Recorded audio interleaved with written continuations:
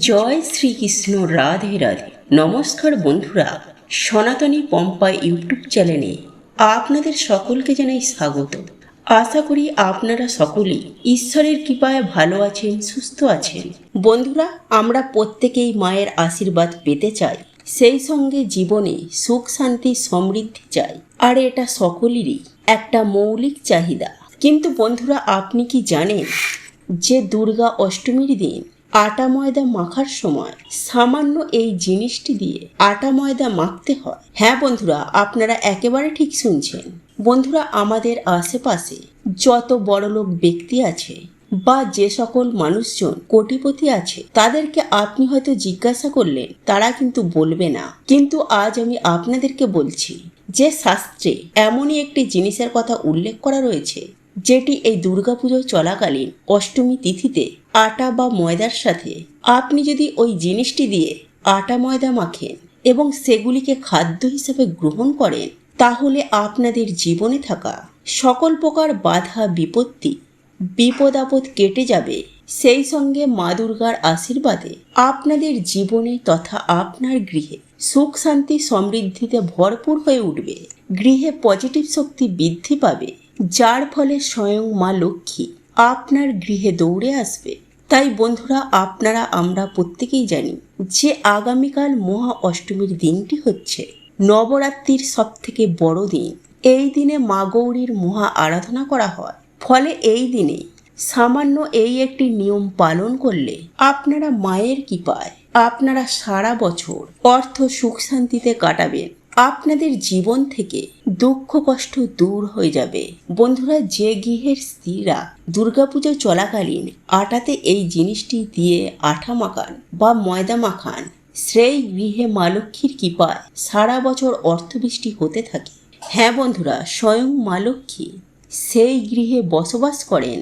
তাই আজ আমি আমার এই ভিডিওটির মাধ্যমে আমার সকল মা বোনেদের উদ্দেশ্যে জানিয়ে দেব যে বাড়িতে মজুদ থাকা আটার মধ্যে কয়েকটি বিষয় আপনাদেরকে জানিয়ে দেব, যে আটা আপনারা বাড়িতে জল দিয়ে মাখার পর আপনারা রুটি বানিয়ে থাকেন। দেখুন বন্ধুরা, বাড়ির মধ্যে এমন অনেক মহিলারা রয়েছে যারা রান্নাঘরের কাজ নিজেদের হিসাব মতো করে থাকে এবং অনেকগুলি জিনিস তারা একসঙ্গে করতে পছন্দ করে থাকেন, যাতে করে কোনো জিনিস কোনো রকমের ত্রুটি না থাকে।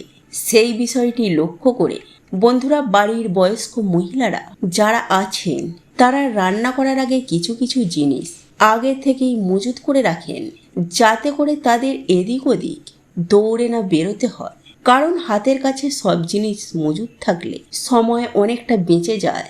কিন্তু বন্ধুরা, শাস্ত্র মতে আমাদের আপনাদের প্রত্যেকের রান্নাঘরে এমন কিছু কিছু জিনিস রয়েছে, যদি আপনারা সেই জিনিসগুলি করে থাকেন, তাহলে আপনারা যতটুকু মান সম্মান অর্জন করেছিলেন সেগুলি কিন্তু আস্তে আস্তে আপনাদের একেবারে নষ্ট হয়ে যাবে। সুতরাং শাস্ত্রের মত অনুসারে এমন কয়েকটি বিশেষ বিষয় সম্পর্কে আমি আপনাদেরকে জানিয়ে দেব, যা আপনাদের প্রত্যেকের জেনে রাখা প্রয়োজন। বন্ধুরা, আমাদের একটি কথা মেনে নিতে হবে যে মান সম্মান হওয়ার কারণ কিন্তু আপনাদের বাড়িতে মজুদ থাকা আটার জন্যই হয়ে থাকে, বা আপনার বাড়িতে থাকা কোনোরূপ নেগেটিভ এনার্জির জন্য হয়ে থাকে। দেখুন বন্ধুরা, আমি সবার প্রথমে আপনাদেরকে বলে রাখি যে আপনাদের যতটুকু দরকার ঠিক ততটাই আপনারা আটা ময়দা মাখবেন, তার বেশি কিন্তু এই আটা মাখবেন না। বন্ধুরা, অনেকেই আছে যারা আগে থেকেই এই আটা বা ময়দা মেখে রাখে যাতে রুটিটা ভালো হয়। কিন্তু বন্ধুরা, এই আটা বা ময়দা আগে থেকে মেখে রাখলে তার গুণ কিন্তু অনেকাংশেই নষ্ট হয়ে যায় এবং সেই আটা কিন্তু আপনাদের স্বাস্থ্যের জন্য খুব একটা ভালো নয়। দেখুন বন্ধুরা, আপনারা আধ ঘন্টার জন্য আগে থেকে মেখে রেখে সেই আটার রুটি বানাতেই পারেন, কিন্তু তারও বেশি সময় ধরে আপনারা যদি এই আটা বা ময়দাটিকে মেখে রেখে দেন, তাহলে সেই ক্ষেত্রে এই আটা কিন্তু অনেক প্রকার নেগেটিভ এনার্জিকে আকর্ষণ করে। দেখুন বন্ধুরা, আমাদের আপনাদের প্রত্যেকের বাড়িতেই কিন্তু রুটি চাকি অর্থাৎ বেলুন চাকি কিংবা তাওয়া প্রত্যেকের বাড়িতেই কিন্তু থেকে থাকে।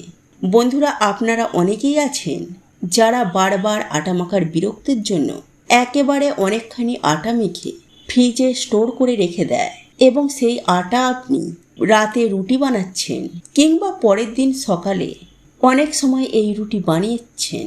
কিন্তু বন্ধুরা, আপনারা কি জানেন যে এই প্রকার আটা কিন্তু আপনাদের অনেক প্রকার সমস্যার সম্মুখে ঠেলে দিতে পারে। আর দেখুন বন্ধুরা, আপনারা যদি এমনটি করে থাকেন তাহলে শাস্ত্রমতে এটিকে অত্যন্ত অশুভ বলে মনে করা হয়। তাই আপনাদের যতটুকু পরিমাণ প্রয়োজন ঠিক ততটুকুই আপনারা আটা নেবেন বা মাখবেন। এছাড়াও আপনারা যখন এই আটা মাখবেন তখন আঙুল মুড়িয়ে মাখবেন যাতে আটার মধ্যে একটি ছাপ থেকে যায়। বন্ধুরা, মেখে রাখা এই আটা একদম গোল করে মসৃণ করে রাখবেন না।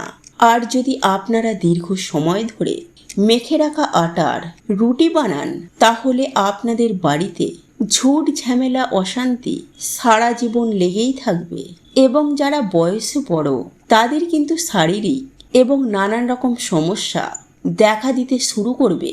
তাই বন্ধুরা, এই সমস্ত জিনিসগুলি থেকে আপনারা দূরে সরে থাকবেন। এছাড়াও আপনারা যদি এমনটি করে থাকেন তাহলে আপনাদের মানসিক চিন্তাভাবনার সাথে সাথে আপনাদের স্বাস্থ্যেরও ক্ষতি হতে পারে। বন্ধুরা, এমনটিও হতে পারে যে আপনারা যে রুটি বানাচ্ছে সেই সময় কোনো কারণবশত আপনারা হয়তো রুটি বানাতে পারলেন না, কিন্তু আপনারা সেই আটা মাখাটিকে ফ্রিজে স্টোর করে রাখবেন না। চেষ্টা করবেন যতদূর সম্ভব এটিকে সম্পূর্ণ রুটি তৈরি করে নেওয়ার। আর যদি আপনাদেরকে একান্তই রাখতে হয় তাহলে অন্ততপক্ষে একটি কাজ করবেন, আপনাদের মেখে রাখা আটার ওপর নিজের আঙুলের ছাপ রেখে দেবেন, তারপরে ফ্রিজে স্টোর করবেন। বন্ধুরা, মেখে রাখা আটার ওপর যদি আঙুলের ছাপ রাখা হয় তাহলে কোনো প্রকার নেগেটিভ এনার্জি এই আটাটিতে আকর্ষণ করতে পারে না। বন্ধুরা, এই আটা মাখার কিছু নিয়ম থাকে, সেগুলি হলো, বন্ধুরা, এই আটা বা ময়দা সাধারণত আমরা জল দিয়ে মেখে থাকি, কিন্তু সেই জলে আপনারা 11 ফোঁটা দুধ মিশিয়ে দেবেন এবং তারপর এই আটাটিকে মাখবেন। হ্যাঁ বন্ধুরা, আপনারা ওই জলের মধ্যে অন্ততপক্ষে 11 ফোঁটা দুধ মিশিয়ে তারপর সেই জলটি দিয়ে আপনারা আটা মাখবেন। বন্ধুরা, এমনটি করলে দেখবেন যখন আপনারা রুটি বানাবেন তখন সেই রুটি থেকে যে সুগন্ধ বেরোবে সেই সুগন্ধটি কিন্তু অনেক পজিটিভ এনার্জিকে আকর্ষণ করবে এবং তার সঙ্গে এমনটি করলে মাতা লক্ষ্মীও আপনার ওপর অত্যন্ত প্রসন্ন হবেন। তবে বন্ধুরা, একই সঙ্গে আরও একটি বিষয় আপনাদেরকে খেয়াল রাখতে হবে যে রুটি বেলার বেলুন আর চাকি এই দুটি জিনিসকে সব সময় একই সাথে রাখবেন।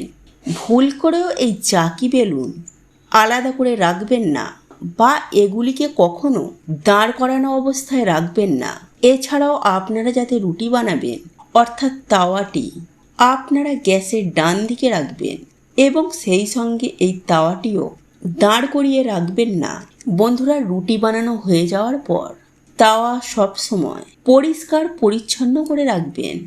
দেখুন বন্ধুরা, আপনাদের বাড়িতে মজুদ থাকা যাতে করে নেগেটিভ এনার্জি খুব একটা প্রভাব বিস্তার করতে না পারে সেই জন্য সেই শুকনো আটাটিতে একটি বা দুটি তুলসী পাতা রেখে দিতে পারেন।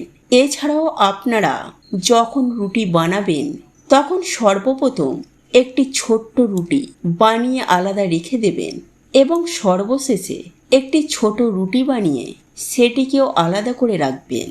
আমি বলতে চাইছি বন্ধুরা, প্রথমের রুটি এবং শেষের রুটিটি আলাদা করে রাখবেন, কারণ শাস্ত্রমতে শেষের রুটিটি কুকুরের জন্য হয়ে থাকে এবং সবার প্রথমে যে রুটিটি আপনি বানিয়েছেন সেটি গোমাতার জন্য হয়ে থাকে। বন্ধুরা, যারা ধরুন শহরে থাকে তাদের ওখানে হয়তো সচরাচর কুকুর দেখা গেলেও গরু কিন্তু খুব একটা দেখা যায় না। সেক্ষেত্রে আপনারা প্রথমেই একটি ছোট রুটি সেই রুটিটি তৈরি করে আপনারা কোথাও রেখে দেবেন গোমাতার উদ্দেশ্যে। বন্ধুরা, আপনারা যদি এই বিষয়গুলি মাথায় রেখে এই বিষয়গুলি মেনে চলতে পারেন তাহলে আমি আপনাদেরকে 100% গ্যারেন্টি দিয়ে কথা দিতে পারি যে আপনাদের আর্থিক দিকটি অত্যন্ত হারে মজবুত হবে, সেই সঙ্গে সমাজে মান সম্মান বৃদ্ধি পাবে, আপনাদের কর্মক্ষেত্রে অর্থের যোগান হবে এবং জীবন থেকে দাম্পত্য কলহ মিটে যাবে এবং সেই সঙ্গে আপনারা চরম সফলতা পাবেন। এক কথায় বলতে গেলে স্বয়ং মা লক্ষ্মীর আশীর্বাদ ও কৃপায় আপনারা রাজার হালে থাকবেন।